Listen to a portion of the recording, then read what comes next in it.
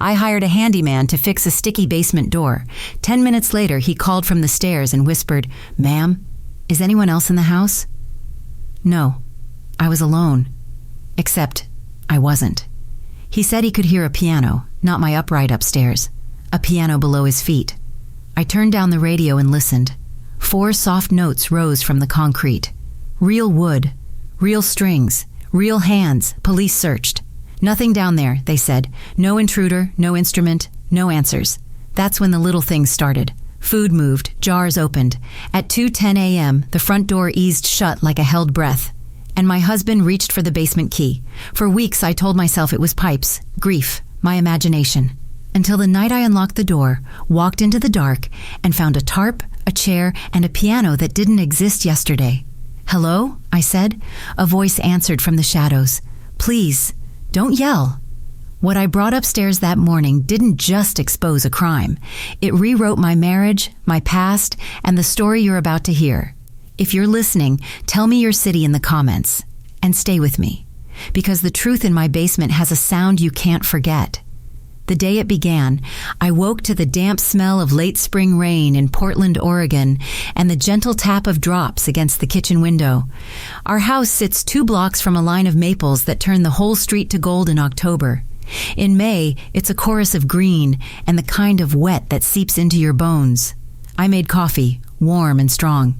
I could hear the old furnace hum through the floorboards even though it was off, the way you hear a seashell sing even when there's no ocean. I had a plan to clean the house, not the casual sort of wipe and toss that pretends to be order. I mean the kind of cleaning that reaches under what you don't touch. I wanted to pull furniture out, vacuum the baseboards, scrub under the edges, make the wood breathe again. I'm 63 and newly retired after 36 years teaching piano to children with curious fingers and short legs that swing above pedals they can't yet reach. My husband, Richard, insists I keep the living room tidy because our granddaughter visits sometimes. But the basement? The basement has been off limits for as long as we've lived here. He says the stairs aren't safe. He says the foundation keeps a little water. He says, "Evie, there are better rooms for you." And he says it with a smile that used to feel like a blessing and later felt like a lid. That morning, he'd already gone to his maintenance shift at the college. He leaves early on Fridays. The little note he'd written was under the sugar jar. "Back by 6. Don't fuss with the downstairs. Call the guy at North Star Plumbing if anything looks weird. Love, R." I called a handyman instead. Not plumbing, just someone to look at the basement door, which had begun to wave like rippling glass on humid days. I wanted the frame shaved and the hinges tightened so I could go down with a proper light and toss the broken dehumidifier, the old cans, the clatter of a life that sheds in corners. His name was Luis. He arrived around 10 with a toolbox that clanked like coins in a jar. He was in his 30s, polite, with a kindness in the way he carried things, arms strong, movements careful, as if the house itself could bruise. I apologized for the mess of shoes near the front mat. He said, "No house is a mess if it's loved." I said, "You can tell that from the shoes?" He laughed and asked me to show him the basement door. I hadn't opened it in months. The trim was painted white a long time ago and yellowed to ivory. The handle had that cool metallic temperature I associate with hospital rails and public faucets. I pulled. It stuck the way a door sticks when wood swells, then jerked open. "Careful on the steps," I told him. "The light switch is on the right. You might need a flashlight too." He said he had one and took 2 steps down, then 3. The hinge squealed once like something remembering pain. "I'll check the frame from underneath," he called, "and see where the jam is off." I went back to the kitchen, dried a mug, and turned on the little radio we never moved because it's always tuned to my favorite classical station. Chopin played softly, a nocturne in E minor I taught to 4 different children over 20 years. The notes never age. They just pass through you, and for a while you're a hallway, the music moves down. My phone buzzed on the counter, a text from my neighbor Debbie. "You going to the farmer's market tomorrow? Strawberries are perfect this week." I typed back that I'd never miss strawberries and set the phone face down. When it vibrated again, I thought it was Debbie sending a heart. I picked up, smiled, and answered without looking. But it wasn't Debbie. It was a whisper so soft I almost thought the line had come alive on its own. "Ma'am, is there anyone else in the house?" I didn't speak for a second. The whisper floated in the kitchen like a breath. "Luis," I said, "is that you?" "Yes," he whispered, and I could hear him breathing through his mouth, the way people do when fear pinches the nose. "Please, is anyone else here?" "No," I said. "It's just me. Richard's at work. Why?" He took one breath like he was pulling a rope. "Because," he said, "I hear a piano." I turned toward the living room where my upright sat under the front window with a crocheted lace runner on top and a jar of tulips my granddaughter picked. The radio was still playing. I turned the dial down. "It's the radio," I said. "No, ma'am," he whispered. "It's not from the radio. It's below me." The cellar in our house isn't a finished room. It's poured concrete and low beams and one old 6-pane window near ground level that looks out into the shadow under the porch. There aren't rooms. There aren't doors. There is not and never has been a piano. "Luis," I said, keeping my voice too steady, "please come upstairs." He whispered, "I'm by the bottom of the stairs. I can't see far, but I hear it. It's faint. It's Mozart? I think. My grandma played. That's what it sounds like." My heart stepped sideways in my chest. I'm the piano teacher in this house. If music lived in our woodwork, it would be Chopin and Bach and the squeaky scales of first-time hands, not Mozart in the belly of the foundation. I walked to the basement door and stood at the top of the stairwell. The smell of cool concrete rose up, damp with that iron scent basements keep after rain. I listened. At first it was nothing but the sound of house air thudding softly against itself. Then, like someone carefully opening a music box 2 rooms away, I heard it, 4 notes, paused, then 4 again, arranged like a question. Not a recording, not the radio bleeding through. The tone wasn't electric, it was wooden, hammer on string, imperfect, delicate, alive. "Luis," I said, "please come up now."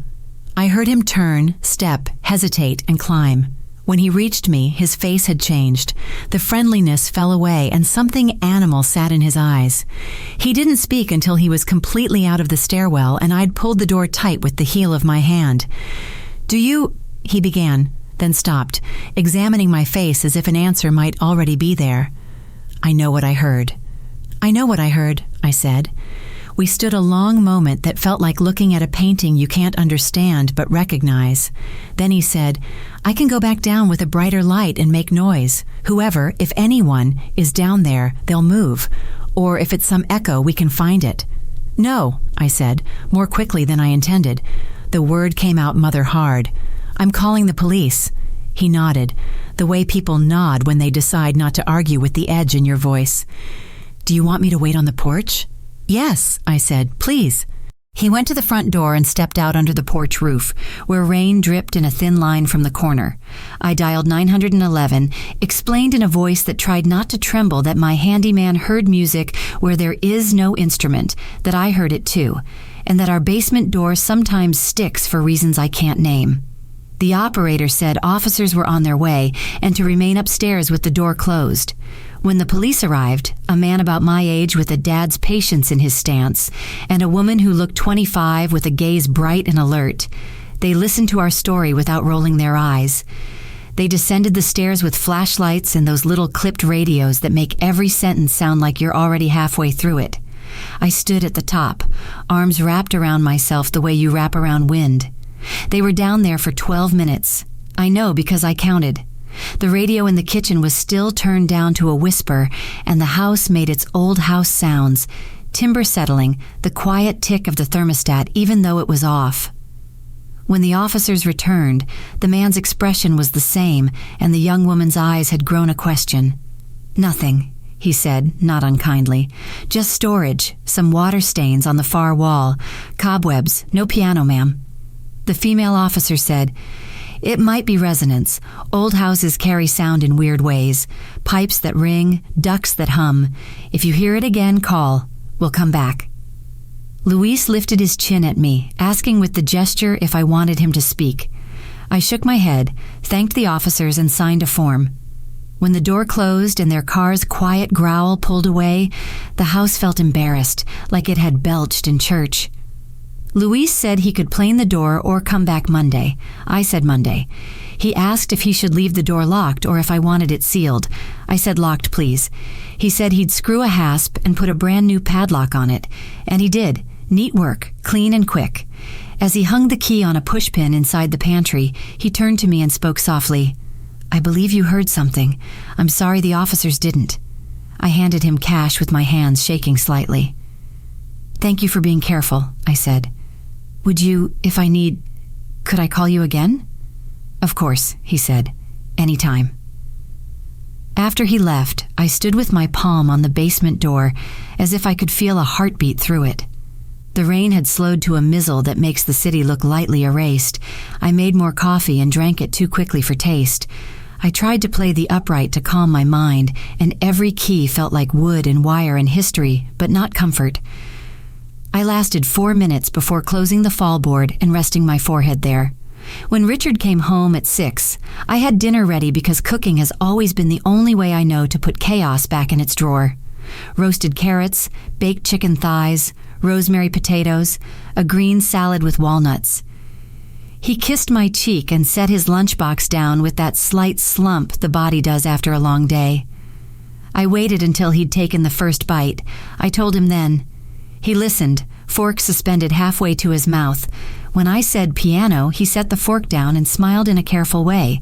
It's the radio, Evie, he said, or the old furnace, or a neighbor. If you stand in this kitchen and the Hales next door put a pan on their stove, you hear it in that corner. Sound moves. You know that, music lady. I do know, I said, and that's why I know what I heard. He kept smiling. You called the police for music?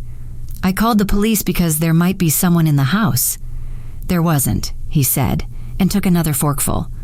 We should check it together, I said. Tonight, with bright lights. Monday, he said. We'll have Luis come back when I'm here. I had him put a lock, yes? So you won't worry. He ate with a quietness that used to feel like contentment. I tried to feel safe again and failed. That night I slept badly, the way you sleep after you've dozed off in the wrong chair and dreamed standing up. At 2:30 I woke because the house was holding its breath. In that pause between rain and not rain, something changes the pressure in your ears. I sat up and waited. The numbers on the digital clock were a wet red glow. I counted to 60 and then to 60 again. There it was. Not Mozart, not anything I could name, just a single note, struck softly like a question with its shoes off. It came, then faded, then came again, and then 4 notes in a row. Not a melody, a test, as if someone in the cellar was feeling their way along the keyboard in the dark. I pressed my lips together so hard my jaw ached. I turned my head and looked at Richard. He was asleep on his back with his mouth slightly open, the shape of rest that might as well be a mask. I touched his shoulder. Richard, I whispered, wake up. He flinched, blinked, turned toward me with eyes narrow and confused. Listen, I whispered. We waited, the way you wait for distant thunder to confirm itself. The house said nothing. The notes didn't return. I'm sorry, I said, voice small. He patted my hand, a mechanical gesture that used to feel like love. You've got the music teacher's curse, he murmured. You hear things that aren't there. I didn't answer. I lay back down and stared at the ceiling, where the streetlight made a yellow oblong through the curtains. I tried to hear nothing and heard everything. The next week, I avoided the basement door the way you avoid the aisle in a grocery store that holds food you can't stop eating. I cleaned upstairs, changed sheets, scrubbed the bathroom tile, wiped the tops of doors, polished the old lamp that was my mother's. I made meals that made me feel competent. I tried to practice the slow movement of Beethoven's Pathétique, but my left hand trembled and made the whole thing sound like apology. Little things shifted. One afternoon, I brewed tea and took a honey jar from the cupboard. The lid was sticky. I wiped it with a damp cloth and noticed the cloth came away darker than honey should make it. I smelled it. It didn't smell wrong. It smelled old. The jar was an inch emptier than I remembered. I live alone during the day. I don't nibble honey by the spoon. I dismissed it. The next morning, the jar was on the second shelf when I always keep it on the third. 2 days after that, the crackers were open, though I remembered closing them tight. You can gaslight yourself if you try. You can tell yourself you are older now and forgetful, and your hands don't remember lids like they used to. You can tell yourself you are hearing what you fear and seeing what you can't change. You can lie so gently you believe it. On a Wednesday, my neighbor Debbie brought over sourdough and gossip. We sat on my porch swing where the air smelled like wet wood and cut grass. She asked me if I'd seen the new counselor who opened a practice on 12th. "She's amazing," Debbie said. "She helped my sister with insomnia, trained at Stanford." "I sleep," I said. "I just wake up a lot." "That's not sleep," she said. "Do you ever hear things?" I asked. She smiled and raised an eyebrow. "All the time. This city hums. And my ex-husband's voice lives in my head like a bad roommate." "I mean, in your house," I said. "Sometimes I think the dryer is talking," she said, "but usually it's just my old heart wanting stories." When she left, I stood on the porch and watched the street for a long time. The maples glittered. A crow called once, the dry syllable of a black shape who knows more than humans admit. That Friday, Richard came home with a small new padlock in his palm, the sort with a round body and a key that looked like it would open a jewelry box. "The hasp on the basement," he said and kissed my cheek. "I'll switch it out. The one Luis used is cheap. This is better." "I'd like to go down there with you," I said. "Next week," he said. "I'm beat." He fell asleep on the couch with the TV throwing blue-gray light on his face. I cleaned up the dishes we didn't really use and put the leftovers in sealable containers. I labeled them with a black Sharpie because sometimes the act of naming is the only act of control you get. The next morning I opened the fridge and found that one container was missing. Not gone exactly, just moved to the back right and missing 2 chicken thighs I swear should have been there. I called out, "Richard?" He was in the shower. The water went off and I heard the curtain rings rasp along metal. "Did you eat, 2 thighs in the middle of the night?" He came into the kitchen with towel hair and said no. "I had a granola bar," he said. "You know how those go? Midnight regrets." "Did you take the granola bar down?" I didn't finish. The question hung there like laundry on a rainy day. "Down where?" he said, voice light. We looked at each other, and for a second, his face did something I didn't know it could do. It closed like a hand around a secret and then opened again and smiled. "Evie," he said, "you're making yourself sick. We can't live like this. If it'll make you feel better, I'll get a contractor to put a proper door down there. Or we'll sell the damn house and buy a condo with a cheerful beige basement for your worst fears to nap in." "We can look together," I said. "Tuesday," he said. "I promise." Monday afternoon, I was on the phone with a former student's mother when the doorbell rang. I peeked through the curtain and saw a man in his 50s with a neat shirt and a briefcase, and a young woman with a tablet. The man introduced himself as Mr. Appleton from the college where Richard worked. He said they were looking for him because he'd missed his morning rounds and hadn't checked in. "He's at work," I said. "He left at 6. "We've been paging him since 9, he said. "He doesn't answer his phone. He hasn't been in any buildings." I felt the smallest drop of something cold. "I'm sure he just took a long call," I said. "Or a long walk. He does those. He'll be home by 6. He wrote it down." Mr. Appleton glanced at the young woman. She looked at me like people look at veterans of storms. "If he comes home early," she said gently, "would you have him call the department?" "Of course," I said. They left with the sound of professional worry in their footsteps. I stood in the hallway with the door mostly closed and listened to the house. It listened back. I don't know how else to explain that sensation. The air held something, not a sound. A pressure, like the moment after a bad decision, when nothing has happened yet, but something already has. At 5, Richard called to say he was running late. "A pipe burst in the humanities building," he said. "They need me until 10. Don't wait up." "You okay?" I asked. "Perfect," he said. "Just wet." I went to bed at 9 with a book open and my eyes more open. At 1:30, a soft thud woke me. Not upstairs, not outside, below. I lay there with no breath in my throat and counted 3 seconds, then 4. The house made a small noise like a sip. Then I heard it. 2 notes, not next to each other, both down low, like a child's foot on the bottom of a staircase. My body moved before I knew I'd chosen. I swung my legs out of bed and stood, toes cold on wood. I didn't turn on the lamp. I didn't put on slippers. I walked to the hallway and stood by the wall with the photographs. Our daughter at 5 in a yellow dress with a stain because she spilled apple juice. Our daughter at 12 in soccer shorts. Our daughter at 16 with eyes that dared everything and loved too much or not enough. Lily.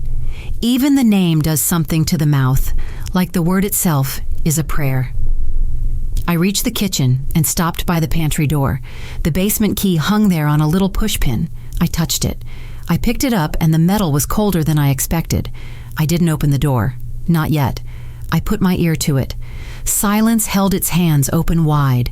I turned the key in my fingers twice like a coin, and then I put it back on the pushpin. Because if courage is sometimes foolishness, I wanted mine to be the kind with witnesses. I sat at the kitchen table and waited. At 2:10, the front doorknob turned very gently, the way you turn a knob when you're trying not to wake someone. The latch clicked soft as a secret, and the door eased open. I heard the rain before I heard anything else. Then steps, careful, almost rehearsed. I knew those steps. I knew the slight drag of the right heel where the old boot rubber wears thin. I could have called out, "Richard?" I didn't. I let the steps move down the hall and into the living room and then toward the kitchen. He stopped just short of the doorway, and I could see the outline of him in the dark. He carried a small cloth bag that clinked. He set the bag on the counter and reached for the pantry. He opened it and lifted his hand toward the pushpin where the key should be. His hand hovered. He froze. "Evie," he said very softly, not turning his head. "Are you awake?" "I am," I said. He turned. A circle of streetlight through the window framed him. He looked as if he'd been out in weather, shoulders damp, hair tickled by mist. He smiled, small and practiced. "Couldn't sleep," he said. "Walked down to the river." "In the rain?" I asked. "Best time," he said. "What's in the bag?" I asked. "Tea," he said. "Heavier than it looks." "You were reaching for the key," I said. He nodded, a barely there movement. "Thought I'd check the dehumidifier," he said. "It's making that smell again." "It's been unplugged for a year," I said. He didn't answer. We stood in the wide quiet. He looked at the key and then at me. He smiled again, wider now, and stepped away from the pantry. He set the bag on the table. A jar rolled inside with a sound I could feel in my palm, glass tapping glass. "Want tea?" he asked. "I want to know why you were going downstairs at 2:10 in the morning with a bag of glass jars," I said. He opened his mouth the way people do when they're about to tell a story they've edited to fit inside you. He closed it. He picked up the bag. He walked to the sink and set it there, then turned on the tap for no reason and turned it off again. "You are imagining music," he said. "And now you are imagining that I'm sneaking around to feed it." "I heard it," I said. "No," he said gently, and this gentle was crueler than a shout. "You heard grief." He went to bed. I sat at the kitchen table and placed my hands flat so the wood could steady me. If he would not open the door with me, I would open it without him. At 9 the next morning, I called the lock shop on Sandy Boulevard and asked if someone could come change a padlock and rekey a set of deadbolts because I had lost track of who had which copy. They sent a man named Aiden at 2. He was tall and kind and explained the merits of different locks, like a priest describing old hymns. He said, "This one makes a satisfying click. That matters." When he left, I stood again with my hand on the basement door. I told myself a bold lie, that I would only look. I would only stand at the top and shine a light and listen for what wasn't there. I took the key off the pushpin. My hands shook. I slid the key into the padlock and turned. The little round body popped with that satisfying click, and I realized the sound can be both a comfort and a warning. I unhooked the hasp, turned the knob, and opened the door. The stairwell caught the light like a throat. It smelled like lime and damp paper. The first 2 steps complained in distinct voices. I flicked the switch, and the bare bulb at the bottom hummed and then brightened. The light threw a circle where the stairs ended, leaving the edges in a toothy shadow. I set my foot down, and the air touched my face with a cool hand. Then another step, another. At the bottom, a slow pulse of fear moved through me like heat lightning. I told my legs to keep going. They did. I stood, let my eyes adjust, and listened. Almost nothing. The faraway hum of electricity, the whisper of house air, and then so faint I could have dreamed it if not for the way it quivered. One note. Middle C, soft. The sound of a finger testing if the world hears. "Hello?" I said.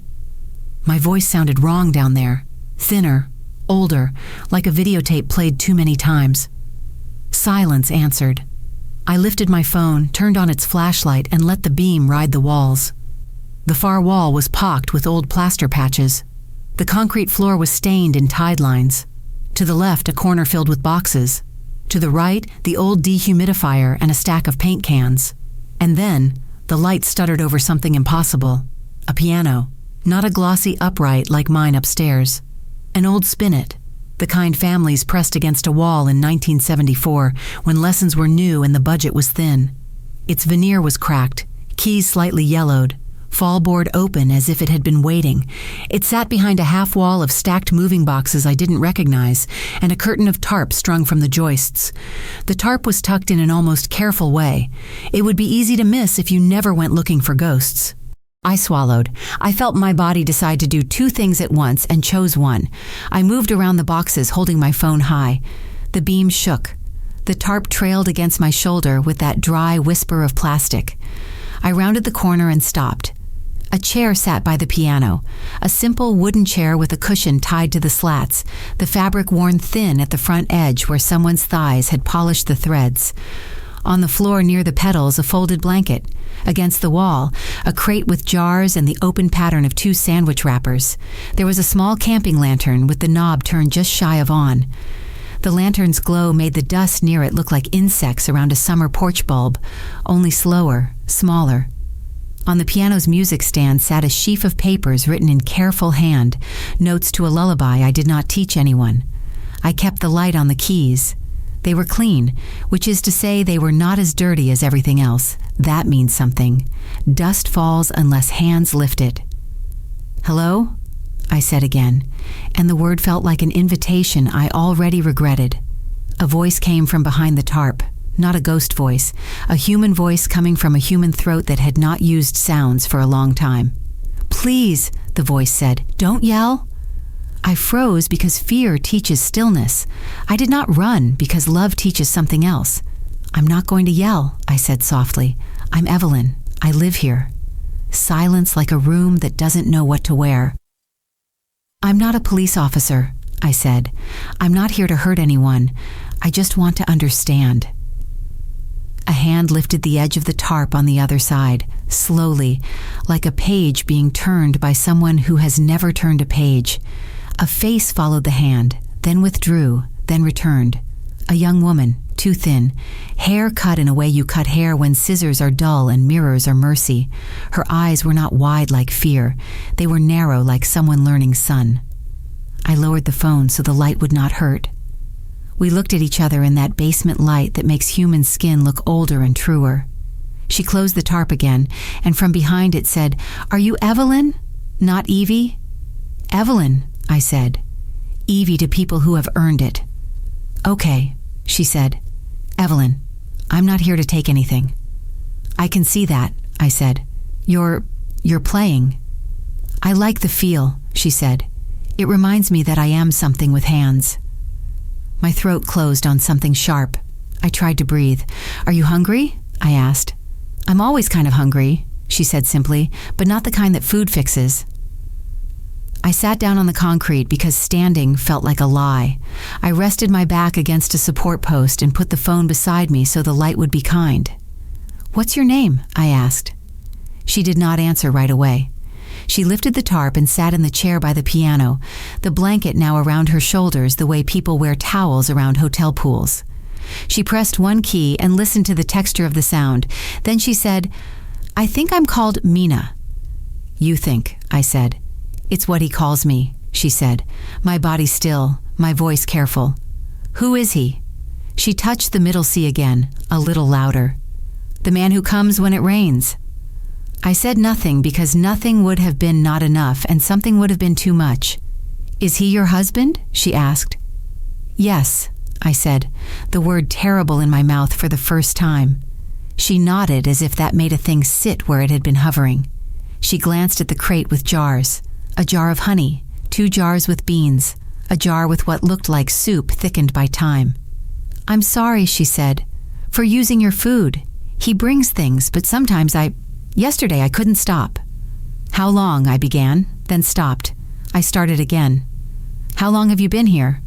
She lifted one shoulder inside the blanket. "A while," she said, not unkindly. "I lose track. He says that helps." "How old are you?" I asked. "I think 20, she said. "Maybe 21. He says years are water. They move whether you look or not." I put one hand over my mouth because sometimes the only way not to scream is to hold the sound in your palm. Can I see your face?" I asked. "You are," she said, and she was right. The beautiful plain face of someone who has not been seen, cheekbones drawn by hunger and will, eyes the color of the darkest part of wet wood. "I'm going to stand," I said, and did. My legs made the little complaint they make when they've been asked to be older than they are. I took one step forward and stopped when she leaned back a fraction. "I won't come closer," I said. "I teach piano. I used to. I can hear your hands in what you play." "I don't really play," she said. "I press. It answers." I nodded. "That's playing," I said quietly. She looked at me as if we had shared something no one else could fit into their mouth. Then she asked the question a child asks when they're afraid of the answer. "Are you going to tell him you found me?" "No," I said, and I meant it the way you mean your own name. "I'm going to ask you what you want, and I am going to do everything in my power to make that possible." She breathed one sound that might have been a laugh if it had been born in a different house. "Sometimes I think I want sunlight," she said. "Sometimes I think I want quiet so complete I can hear the shape of my own name." "You can have both, Mina," I said, and I didn't know if that was true, but I wanted it to be so badly it made the word feel like a tool. She touched the paper on the music stand. "I write," she said. "He brings pencils and sometimes beans. He says I should keep my hands busy so my head won't go loud." "Do you write music?" I asked. "I don't know if it's music," she said. "It's patterns that feel like memories." I nodded again because the only thing worse than being invisible is being believed too quickly. "Can I ask one more thing?" I said. "You can ask," she said. "Where did you come from?" I asked. She turned her face so that the lantern lit only the line of her nose and the seam of her mouth. "A room at the end of a hallway I never walked," she said.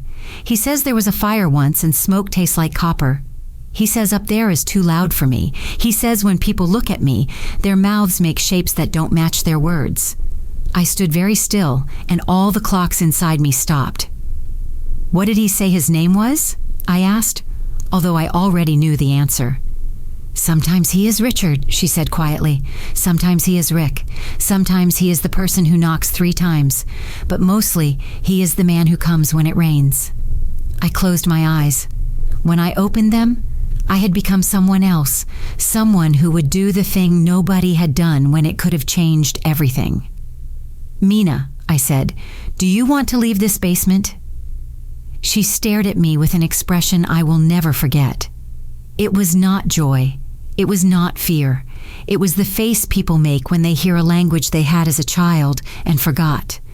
She put her hand on the keys again and pressed a chord that sounded like a door opening. "Yes," she said, "but I don't know how to be a person where people can see me." "We will learn," I said, "together." She blinked, and in that blink 30 things happened, none of them visible. "Not now," she said softly. "He is here at night. He might come back early. He says the river helps him think, and the river makes him generous." I said, "Tomorrow at 10 in the morning, when Richard is at work, I will come down. We will walk up the stairs together. We will step into the kitchen. We will lock the door behind us from the outside. We will call the people we must call." She nodded once, very slowly, like someone learning the word yes at a speed their heart could survive. I stepped backward, and every backward step felt like I was breaking a pane of glass no one else could see. At the bottom of the stairs, I turned. I looked at her one last time in that light that is kinder than sunlight to the things daylight wouldn't forgive. She lifted her hand and pressed one key as if to bless me. Upstairs, I locked the door and put the key on the pushpin. I boiled water and made tea and sat at the table with the steam drifting into nothing. When Richard came home, his hair was wet again, and his smile was the one he uses for neighbors and cashiers and me when I frightened him. He went to bed early. He did not open the pantry. I slept with one hand on the phone. Morning made the street smell like rain and earth and coffee. At 9:58, I stood by the basement door with the key cold in my hand. I listened. Nothing. I unlocked the padlock and it made that click again the way a mouth makes a sound it can't take back. I opened the door, stepped down, and spoke her name into the stairwell like a prayer I had never believed in until that moment. "Mina?" "Here," she said from the corner where the tarp hung. "I am ready for what I am not ready for." We did not hurry. People imagine escape is a sprint. It is not. It is the slowest walk of your life, and every step is a confession. She lifted the blanket from her shoulders and folded it as neatly as a nun. She touched the top of the piano once, the way you touch a shoulder when you leave a room and don't know if you're coming back. She slid her feet into a pair of shoes that were not new and not hers and tied the laces with fingers that trembled once, then learned. She stood beside me on the second step and looked toward the slice of kitchen light above us. She put her hand on the banister and a sound came out of her throat, not a word, just the shape of awe and fear holding hands. "It's brighter than I remember," she said. "It's just the kitchen," I whispered, and she nodded as if I had named a small country she had studied on a map. When we reached the top, I let her step into the light first. She blinked hard, bringing her hand to her brow the way farmers do at the edge of fields. She looked at the table, the sugar jar, the radio, the vase with tulips that had begun to become themselves in reverse. She touched the seam of the countertop with her fingers. She smelled the room like memory has a scent. I closed the basement door and slid the hasp and locked the padlock from our side. The click sounded different, final, like planting a flag. I said, "We will call 2 numbers. One is for help. The other is for the truth." She nodded and stood very still while I dialed. I called the Portland Police Bureau and said words I hope no one else ever has to say exactly as I said them. I told them a girl had been kept in my basement. I said the name of my husband. I gave our address with a calm voice only people on the edge of cliffs know how to use. The operator said officers would arrive and ask me not to let anyone in or out until they did. I called my neighbor Debbie. "Come," I said. "Come now, please. My door is unlocked. Don't ask me why yet. Just bring a sweater and all the soft parts of you." She came across the lawn like a storm in slippers. She stepped into my kitchen and did not speak because her eyes spoke for her. She looked at Mina and then at me and then at the telephone on the counter. She set the sweater around Mina's shoulders and cupped her face in both hands the way mothers do in movies and real life. "Hi," Debbie said gently. "I'm Debbie. You're safe right now." Mina closed her eyes and let a tear escape because one escapes as proof. Debbie turned to me and nodded once, hard, like someone agreeing to row. The police arrived with a softness I did not expect. 2 officers, then 3 more. A detective with gray hair and a wedding ring he twisted as he listened. Paramedics who knelt to ask Mina questions with voices pitched to the exact note you speak to someone who has never been spoken to. They took her blood pressure and her temperature and her hand when they asked consent. She said yes like she was trying the word on. They asked her name. She said Mina, brave, and then after a long pause she said another name, one that cut through my body and rearranged me. "Lily," she said. Sometimes he called me Lily because I reminded him of a picture. My knees nearly failed me. Debbie caught my elbow so lightly that I could pretend I hadn't needed it. I had lost my Lily 17 years ago to a night that never made sense. She was 19 and too beautiful in ways that hurt her. She left the house one afternoon after a fight about late buses and friends who didn't know how to be that yet. She didn't come home. A day later, we got a call about a wreck on Marine Drive. They said the car hit the barrier and spun twice. They said the river showed mercy by not opening its mouth. They said the driver's side took the hit, and that sometimes people make mistakes when they're tired. They said a lot of things quiet people say to fill the space where a scream belongs. The funeral was small. Richard didn't cry. He held my hand until my fingers hurt and said we would make a life. I believed him because when your child dies, you'll believe the first thing that feels like any life at all.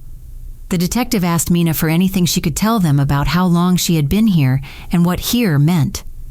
She described the tarp, the chair, the two-step knock, the soft lantern, the way he said the world would be unkind to her because her eyes did not meet right and her words were crooked.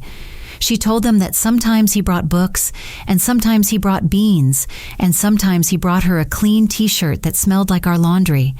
She said he would come when it rained because the rain made footsteps, a story no one would read. The detective looked at me with a sorrow I have only seen in men who have daughters. "Where's your husband now, Mrs. Carter?" "At work," I said.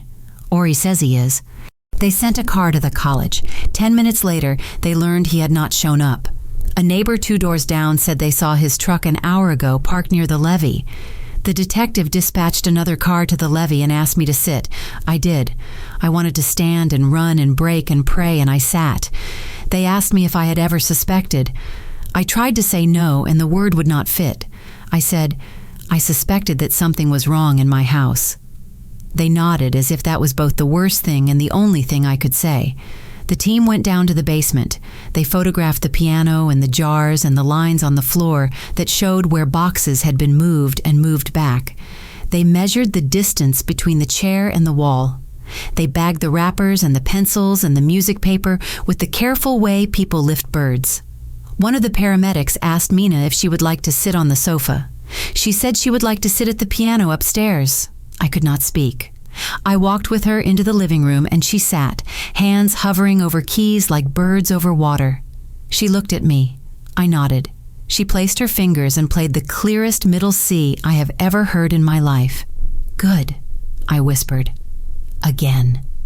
She pressed another key, then another. She made a chord like a small bright thing. She looked at the ceiling, then at her hands, then at me. "What is this one?" she asked, pressing E flat. "That is the one that makes thoughts feel like lava lamps," I said, and she smiled for the first time. They took my husband at the levee without the drama TV loves. He did not run. He did not argue. He did not cry. He lowered his head and his hands, and they put metal around his wrists, and the river watched like it's watched 1,000 arrests and 1,000 weddings, and none of it changed its one thought about moving. There was no trial that summer because there were too many trials. First, there was the medical exam that said Mina's body had been fed, but never given what a body needs to become a person in the world. Then there was the series of interviews where she told good people with notebooks that she had been downstairs a while, and that up there felt like a storybook she'd only been allowed to touch with one finger. Then there were the interviews with me, the careful, cruel ones, where the questions are not meant to hurt you, but do. Did you ever go downstairs? Did you ever find things moved? Did he ever disappear at night? Did he ever make you feel wrong for asking the right thing? The answer to all of these was yes, and I said it, and every yes rewrote a page of my life. When the district attorney read the words unlawful imprisonment, I thought of the basement steps, how each one had felt like a sentence some nights, and I wondered how many steps a law has to climb to become a law. When they said kidnapping, I thought of Lily of the Valley, and how I had once told my daughter the difference between a weed and a wildflower is just who claims it. When they said my husband's name, it sounded like someone else wearing his coat. Neighbors brought casseroles because in America we carry sorrow in Pyrex. Cards came with birds on them. The mailman said nothing extra when he handed me envelopes because sometimes that is the kindness. Social workers came to teach me how to be with Mina, so I would not fill her silences with my own. They said her name was beautiful, and her eyes met theirs just fine. They said the brain is a piano, and what you practice becomes easier to play. They taught me to say, "Would you like me to tell you what this is? And would you like to choose? And you are allowed to say no." They taught me to wait after I asked anything because people who haven't been allowed to choose sometimes need a whole sky of seconds to try on the yes. Mina loved oranges, not orange juice, oranges. She loved the ritual of the peel, the way the skin gave under your thumb, the way oils sprayed bright into air when you bent the crescent. She ate the first orange without speaking, and then made a sound I had never heard and always wanted to, the soft laugh that belongs to a body learning itself.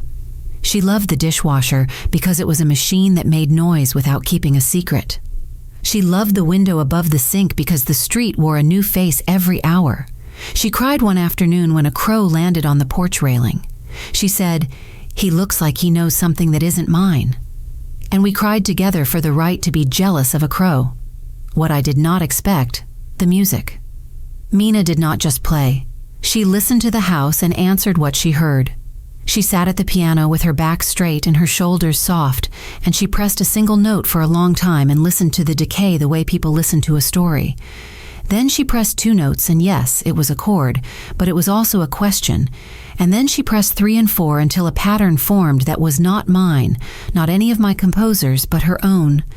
The first time she found a phrase and repeated it with her left hand trailing, I had to leave the room because it felt like my chest was being rewound and played correctly for the first time. A week after Richard's arrest, the detective returned with a folder and a face I had learned to read. He asked to sit. I made coffee. We did the small American steps we do before we drop a stone in the well. He told me Richard had confessed. He told me Richard had been the one to fake the documents that presented the car wreck as fatal. And my body did the thing a body does when the past arrives late. It shook. He told me there was no other girl named Mina he knew. He told me he had selected the name because it sounded like the inside of a word. He told me he had found the spinet at a church sale and moved it in the night because the world makes room for men carrying pianos. He told me Richard had said he took our daughter to a friend's place to get her away from danger, and everything in me went still and dark like power going out. "Is she?" I began, and then I could not finish. The detective looked at his hands. "Your daughter is not alive," he said gently. "There was another man. Richard says he meant to protect her and then couldn't keep track of the protecting and the hiding. I'm sorry to bring this in words when I wish I could carry it in a different shape. There is a moment when truth lands and it does not break you, and that is the moment you fear most because it means you will keep living." I stared at the steam rising from my coffee cup and thought of every piece of paper I had signed without reading closely enough. Every glance I had believed because I loved the eyes that gave it to me. I thought of the way a padlock can sound like safety until you hear it from the wrong side. The papers used words that made me angry, custody and competency and consent, and a string of letters that made a program. The people used words that made me grateful, healing and agency and community and safe. I learned that Mina could stay with me if she wanted, with support. She wanted to. I learned how to be certified in ways I didn't know grandmothers can be. I learned that social workers laugh at the good jokes and cry at the right parts and work too hard for too little and save entire universes with a spiral notebook and a kindness you can stand under like weather. Richard's trial was not a spectacle. It was an accumulation. His lawyer tried to paint him as a man who unraveled under grief, protective, misguided. The district attorney painted the basement with words. They set the chair and the blanket and the jars on the floor in sentences so careful the whole room could smell concrete. They described a piano as an instrument and as a witness. The judge did not look at me because I think if he had, he would have looked like a father, and they are not allowed. When the sentence came, it felt the way I imagine a long, slow surgery feels when you wake up and everything essential has been removed and you will live. Years, enough of them. No parole for a long time written in a language that makes some people feel better and others nothing at all. He looked at me as he was led away, and his face asked for a thing it had forfeited. I did not nod. I did not shake my head. My face said nothing, and in that nothing there was a space where the rest of my life would fit. Mina and I made a calendar with small drawings on the squares. The first Monday had a piano on it. The first Tuesday had an orange. The first Wednesday had a crow. We put a star on the first day she went outside without me and stood on the porch for 3 minutes and said, "The air is loud," like it was new gossip. We put a star on the first day she played for someone who was not me. Debbie sat on the sofa and cried quietly into her sweater because some concerts are not about music. People started writing to me after a local reporter with good eyes and better ethics asked if we would tell our story without using the parts that belong only to Mina. We did, careful and full of the parts that matter. Letters came from Ohio and Oregon and a town in Texas with a main street called Maine. People said they had survived the wrong kind of love and were learning how to walk with knees that had been taught kneeling. They said listening to the truth felt like stepping into a room with enough air. An organization downtown that introduces artists to the city asked if Mina would like to play at a small Sunday gathering. She said yes after 4 days of no and 2 days of maybe. On the day of, she wore a dress with pockets and carried 2 oranges like talismans. We sat in a room with high windows and people carrying the kind of attention that works like light instead of heat. A man with a beard and a heart-shaped face introduced her with only her first name and the words original composition. She sat at the piano and placed her hands where they go when hands speak. She pressed a note and let it travel the room, then pressed another and let them meet. And then she did the thing she does that I cannot name. She built a floor in the air and then invited us to stand. The piece lasted 6 minutes. At minute 3, I realized I had not taken a breath in 20 seconds. At minute 5, I realized the woman in the second row was mouthing the word please without meaning to. At minute 6, I realized Mina had made a home in a place where she did not know how to enter a month ago. After, people clapped like they were not clapping for music, but for a room they had been allowed to enter.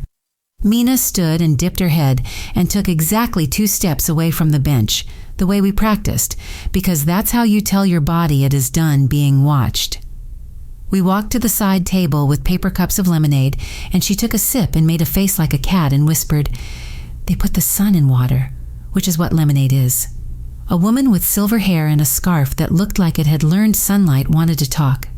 She runs a small press that prints things with ink and hands. She had heard that Mina wrote not words, but notes. She asked if Mina would like to put some of her pieces on paper and let other hands play them. Mina looked at me. I looked at her. We both looked at the piano. She said, "If they play it, it won't be mine alone." And the woman said, "Exactly." And Mina nodded because sometimes the hardest thing is also the right thing. That night, after the dishes and the quiet and the radio turned low, Mina asked me a question she had been waiting to ask. "Am I your daughter?" she said softly. "You are Mina," I said. "You are mine in the way people are mine when I love them. You are not a replacement. You are not a ghost. You are not a secret. You are the person at my kitchen table who peels oranges like prayers." She smiled and cried at the same time. "Okay," she said. "I like being that." We made a small vow. We would not call that room below by the name it had. We would call it the music room. We would put books there and an honest lamp and a chair that faced the door. We would open the window above the old porch and let light touch the places that pretended not to need it. I sat at the piano upstairs one afternoon and began to play the Pathétique again, this time with my left hand steady as a promise. Mina listened and then placed her finger on the E-flat in the middle of my phrase and smiled like she was adding a word to a sentence I had been practicing without the right verb. We played together, teacher and not student, mother and not daughter, 2 people who had heard a thing and followed it up the stairs. If you are still listening, thank you. If you are listening from Ohio or Oregon or a town with a main street called Maine, tell me where you are and whether your house keeps its own music. Tell me if you have heard something in a quiet place and pretended you didn't. Tell me if you are ready to open a door you haven't touched in years. I will not pretend forgiveness is a piano you can play on the first try. It is not. Some days you will press the wrong keys and call it mercy. Some days you will slam the fallboard down and call it justice. Some days you will stand with your hand on a doorknob and call it courage because that is what it is. I will tell you what I know. Truth is not a light that hurts you. It is the place where you can see your hands. You can live in the dark for years and still be a person who learns the word yes without fainting. You can become someone who peels an orange and calls it prayer. You can take the instrument that was used to keep you and make it the one that frees you. When people ask me if I miss my old life, I tell them this: I miss what I thought I had. I do not miss the door I never opened. I miss my daughter the way a sky misses the bird that taught it the shape of flight. I love Mina the way a room loves light when someone pulls back the curtains for the first time since Christmas. I kept the old spinet. I didn't want it destroyed because destruction feels a lot like hiding if you do it too quickly. I moved it upstairs, angled in the corner near the Maples window. Mina sits there sometimes. I play upstairs too. We do not close the fallboard. One evening, I asked Mina if she wanted to walk with me to the river. It was a light rain, the Portland kind that writes everything down but keeps nothing legible. We wore coats with hoods and stepped on the sidewalk cracks we used to avoid when we were superstitious. The river moved with its old patience. We stood with our hands in our pockets and watched a barge push water aside like a grandmother moving dishes to make room for a cake. Mina said, "Is this where he used to be generous?" "This is where he pretended to be kind," I said. "What does generosity feel like?" she asked. I thought of oranges and Debbie and social workers with spiral notebooks and neighbors who leave casseroles on steps. I thought of a piano note hanging in a room without a wall. "It feels like this," I said, and put my arm around her shoulders and pulled her in the way you pull in someone who still fits, even though they never learned how to be held. We walked home in the rain. The house glowed through damp air like houses do when someone is waiting inside. Debbie had left a note on our doormat that said, "I have extra strawberries. Call me if you want to help ruin them with sugar." I laughed, and Mina laughed, because laughter is a room you don't have to ask to enter once someone opens the door. We peeled oranges in the kitchen. We put a bowl on the table and let the peels spiral into a small, bright sculpture of not hiding. I turned on the radio, and a Mozart piano concerto drifted through the room with the light step of something that had always been allowed to enter. Mina paused, listening. "That," she said, "that is what the basement pretended to be." "Yes," I said, "but this is the upstairs, and you are here." She nodded. She reached for the bowl. She set an orange in my palm. "Your turn," she said. "Say yes." I did. I do. If this story reached you in a place where doors stick in summer, tell me. If you heard your own house in it, tell me. If you are someone who has stood with your hand on a doorknob and counted to 60 twice because you needed time to become the person who turns it, tell me that too. I am here. We are upstairs. The music is not a secret, and the rain has never stopped anyone from walking home.